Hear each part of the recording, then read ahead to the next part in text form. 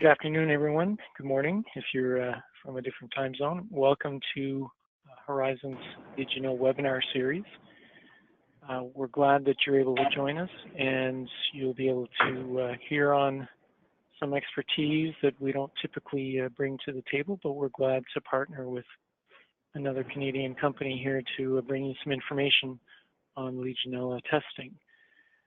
I'm just going to start by introducing myself, Wayne Lico, and I'm glad to be here and hosting this event. I thought maybe what we could do is just start with a quick reminder of the webinar series that we're going to be having, which takes into account a number of different sessions over the next few months. Today, as we mentioned, is Legionella testing. We're going to be having Spartan take over here in a moment and walk us through that. In some of the upcoming sessions that we have accessibility, some utilization information, integrating with GIS, some health and well-being, and of course, some automated drawing capture and updates. So keep in touch with us, and we'll be sending out updates on these upcoming sessions. And if you're not, I'll have some information at the end of the webinar today as to how to stay in touch with us. So with that, I'm going to make Paul the presenter and let him walk us through some of this great information. So Paul, I've made you the presenter. If you want to share your screen, and you can take it away. Great. Thanks, Wayne.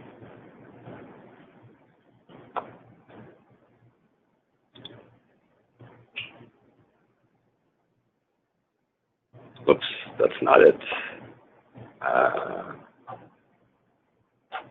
Wayne, are you supposed to hand it over to me? Yeah, you should have gotten a notification about being a presenter. I'll just get this going here, and then you should be able to share your screen. Okay. I'm not seeing that handover yet. Okay, give me a quick second here, and I'll get this.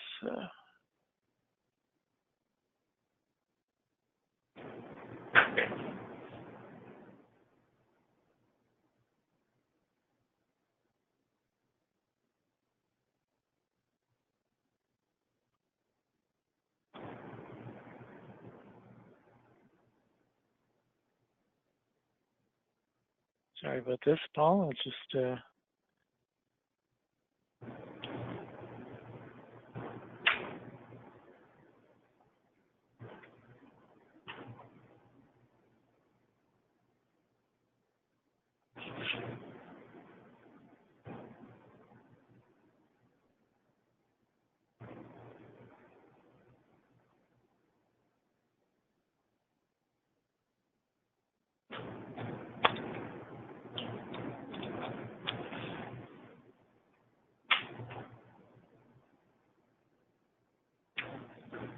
sorry, just somebody's logged in as an organizer with me, so I just have to make this quick change, and we'll get it going. Great. Thanks, Wayne. Yeah, I'll just wait until you share your handover presenter mode to me.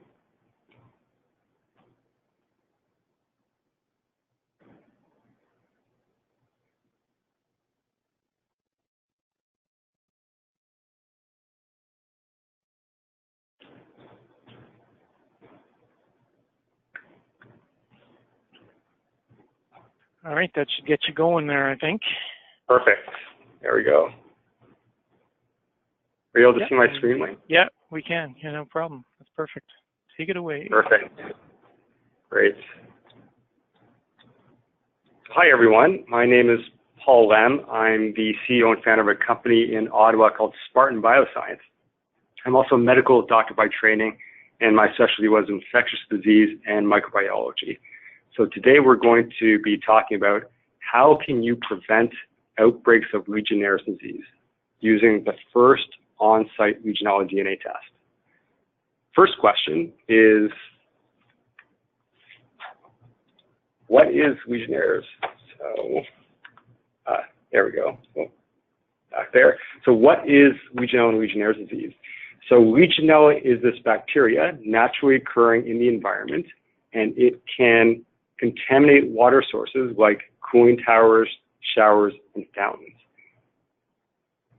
It's really common and much deadlier than things you've heard of, such as asbestos or mold. So how common is it? The Centers for Disease Control and Prevention in the United States did a big survey of cooling towers across the United States and found that 4 out of 10 cooling towers were contaminated with this deadly bacteria. In terms of how deadly it is, so the CDC also estimates that every year they get about 18,000 cases of Legionnaires' disease reported to them. So Legionnaires' disease is the disease that's caused when people inhale Legionella bacteria and it grows in their lungs, causing a serious pneumonia. In terms of the financial impact, so lawyers estimate that each case of Legionnaires' disease, the lawsuits cost companies $1 million to $3 million in settlement costs. So this is really big financial burden, really big public health burden. Do people know about this? So in the last year, 2 years, there's been a lot of really high-profile media coverage. So you see everything from major outlets in Canada, such as the CBC, to major outlets in the United States, such as New York Times.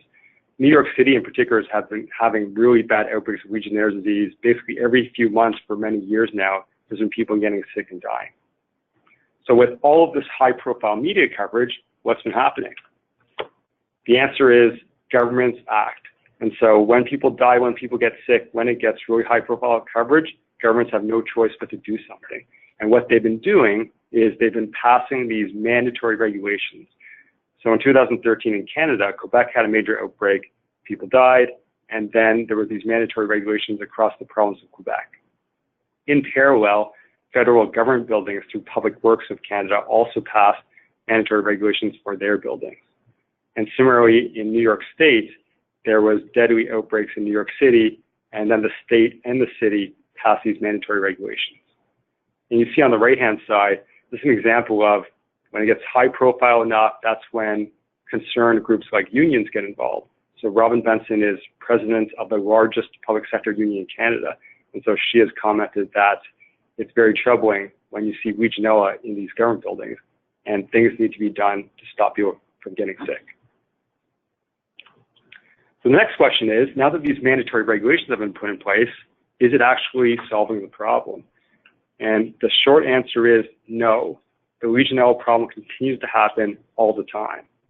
So for example, New York City has had mandatory regulations for several years now, but there continue to be increases in these cases of Legionnaires' disease. The question is, why are the regulations not working? So the first problem is testing is not being done frequently enough. So right now the regulations call for testing every 30 days, but there's a lot of scientific evidence that shows Legionella can reach outbreak levels in as few as 7 days. And there's also a second, even bigger problem. And that problem is the existing testing method is something called culture testing. So this is back to high school biology. It uses something called Petri dishes.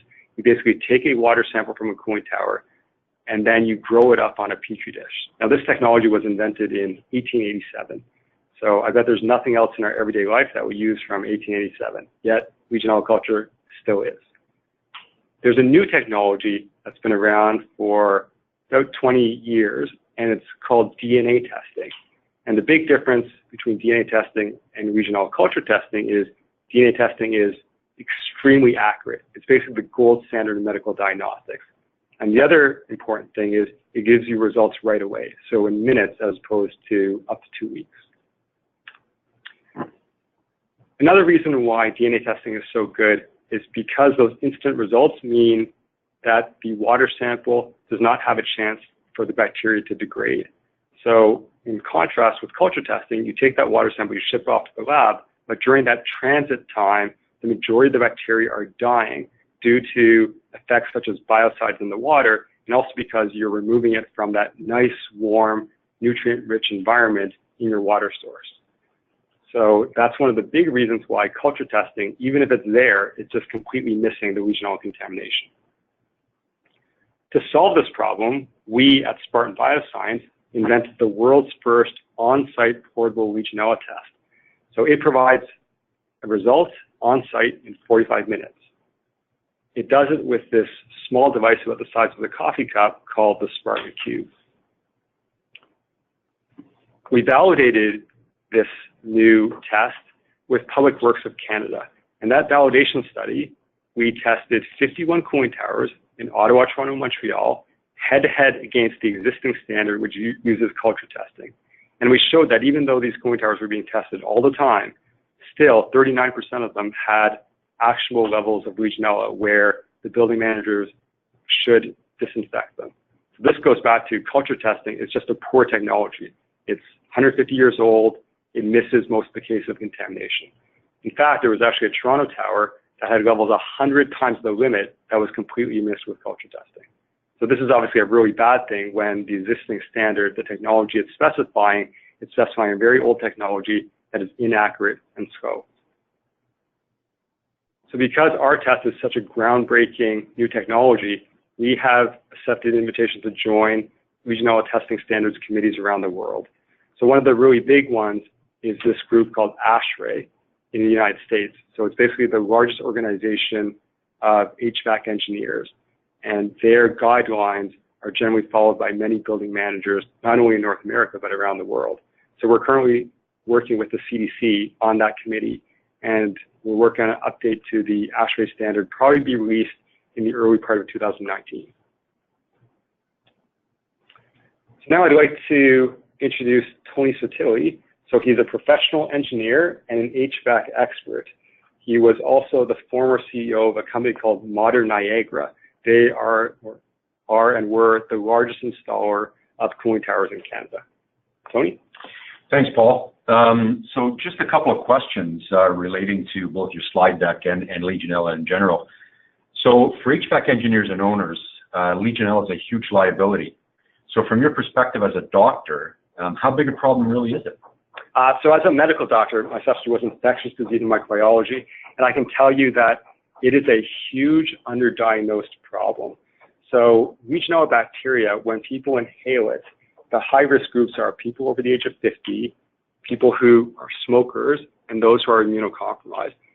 And especially those groups of people, when you inhale the bacteria, you can get infected and have Legionnaire's disease, and it causes this serious pneumonia. The problem in the medical system is you'll come to us and we'll just diagnose you with pneumonia, but we'll never actually test to see what the cause was. So when scientists have actually run those tests to find out what is the cause of pneumonia, they generally find maybe 10 to 13% of all pneumonias is actually caused by inhaling Legionella bacteria. So when you then estimate as to how many cases of serious pneumonia are caused by Legionella, you're probably looking at several 100,000 cases in the United States. And this is a really serious pneumonia. The mortality rate, the CDC estimates, is 10%. So you're probably looking at tens of thousands of people dying from Legionella and Legionnaire's disease every year in the United States. And the numbers are similar in Canada. So Public Health Ontario estimates there's about 7,500 cases of Legionnaire's disease in Ontario every year.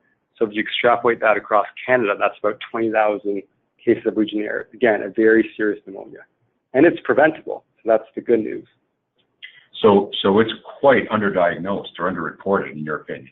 Mm-hmm. So let's say Canada, probably something in the order of 20,000 cases in Canada a year. But Public Health Ontario, I think last year, they only had 200 reported cases. Wow. So this is happening all the time in buildings all across Canada. It's just most of the time we don't trace it back and we don't look at it in the medical system. We just treat you as if you have pneumonia. Wow.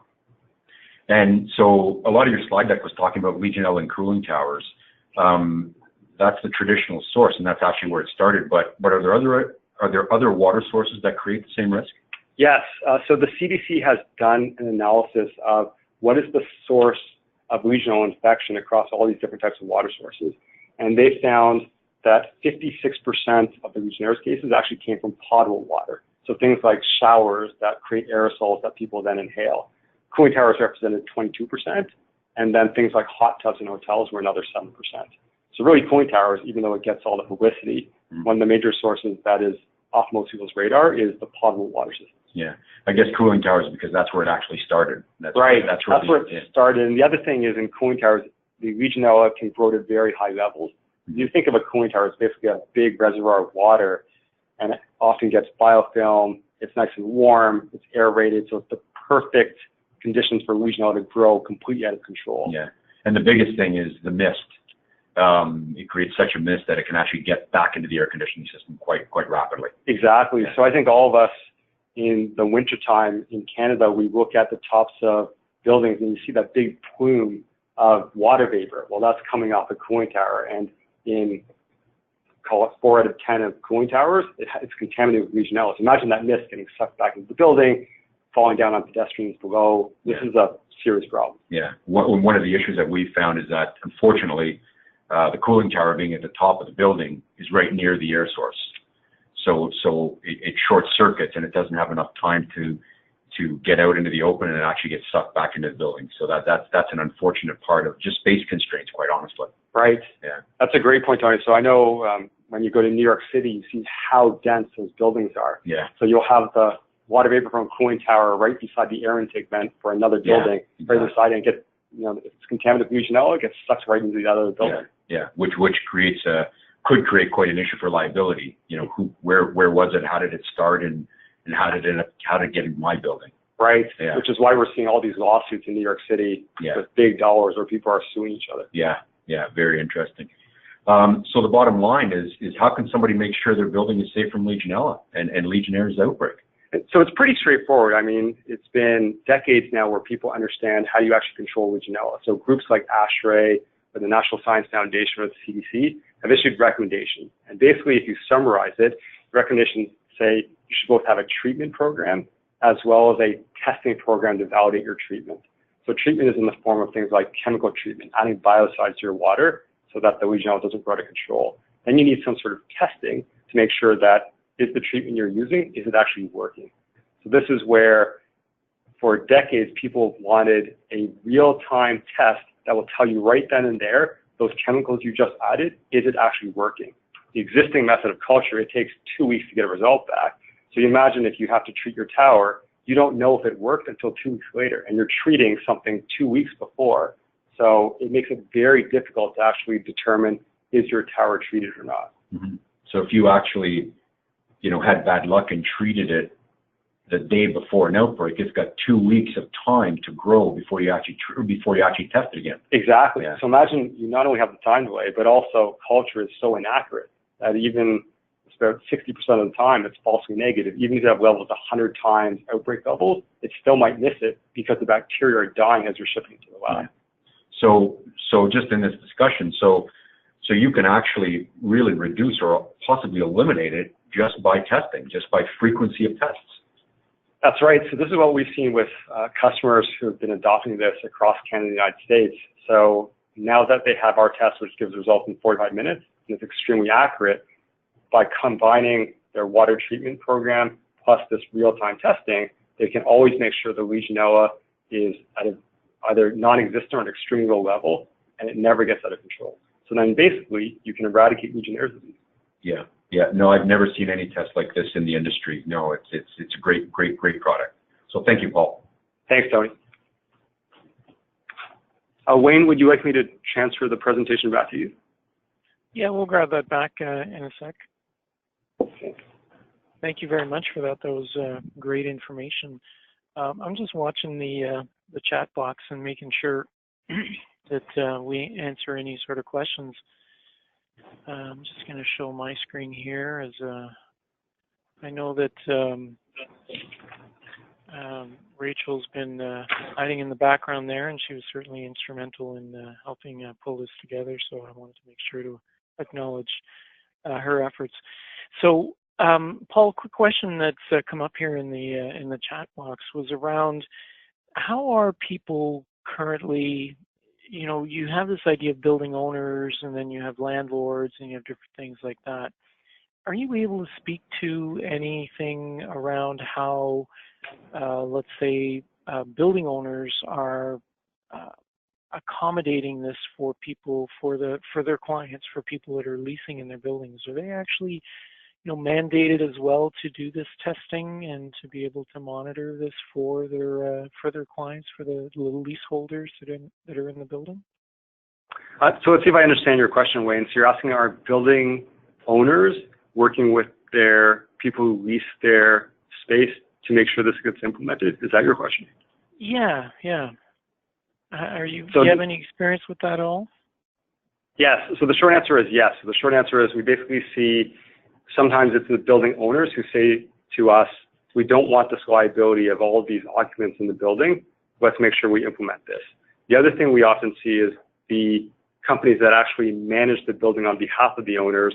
They often recommend to the owners, let's implement this test, make sure the occupants are not at risk. So it can come from either side. Right. Does that answer your question? Yeah, it's perfect. Thank you. And that definitely does. Now, the other question that came up was around, the question is really return on investment, but I'm not sure if we can actually kind of tackle that whole thing today. But again, from your experience, what are you seeing the costs of, there's obviously the costs that you've highlighted on things like lawsuits and liability and whatnot.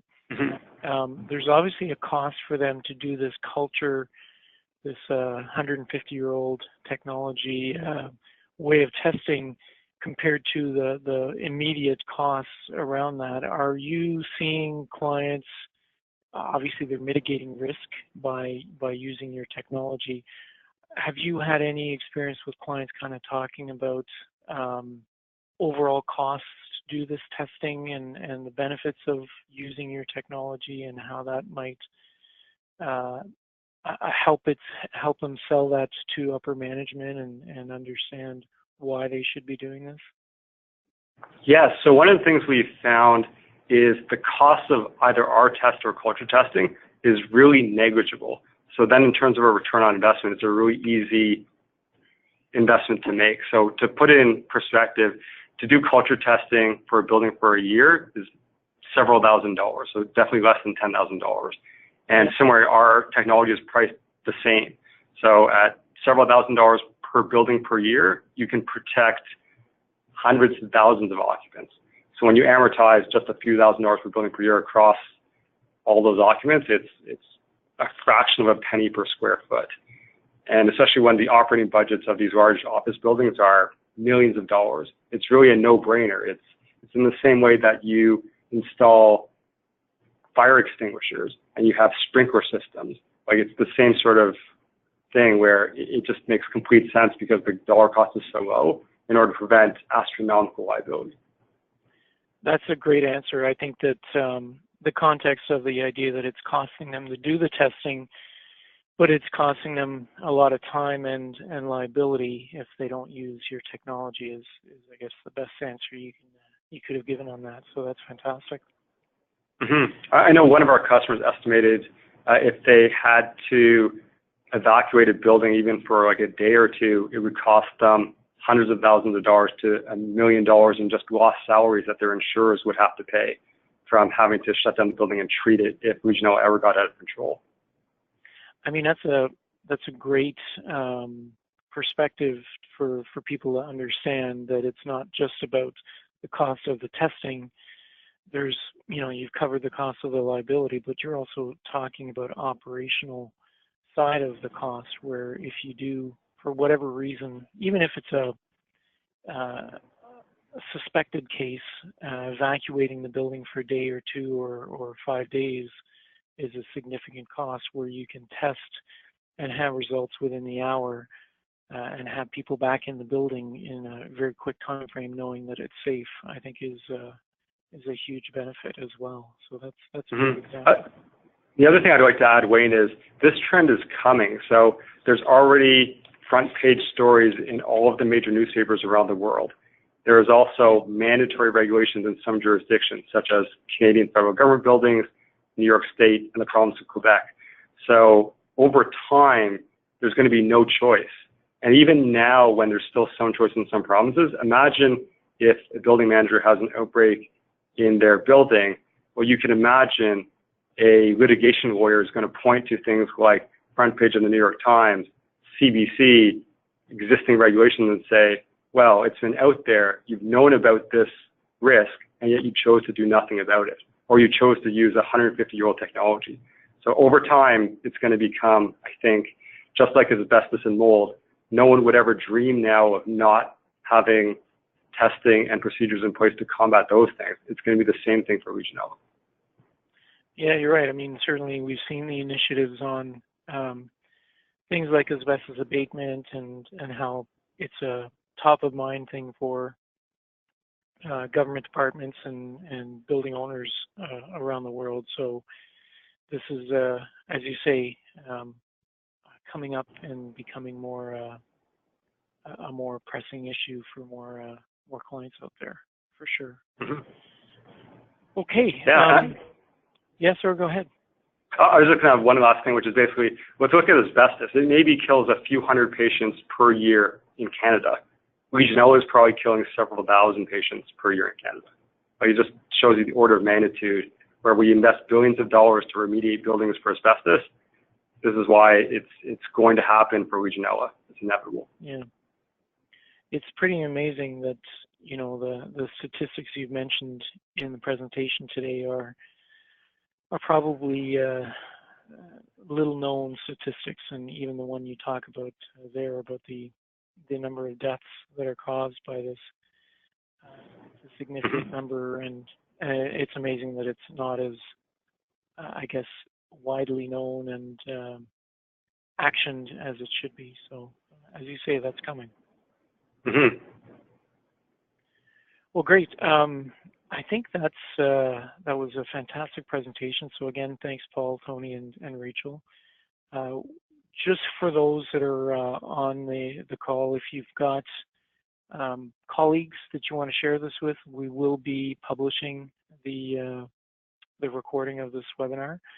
So it will be available, so stay tuned. We'll make sure that it's out on the YouTube channel, and I know that the Spartan folks will also be sharing that. So you'll be able to review some of this and share this with others in your organizations, and we'll make sure to continue broadcasting this type of information. So just as a quick reminder, upcoming webinars, so stay tuned. If you have any other, if you want to get on the notification list, let us know. Let Kelly know, and we'll get you registered for upcoming sessions. So with that, I think what we'll do is we'll wrap the session. Again, thank you to Spartan and Paul, Tony, and Rachel for participating today. Everybody have a great afternoon. Thank you.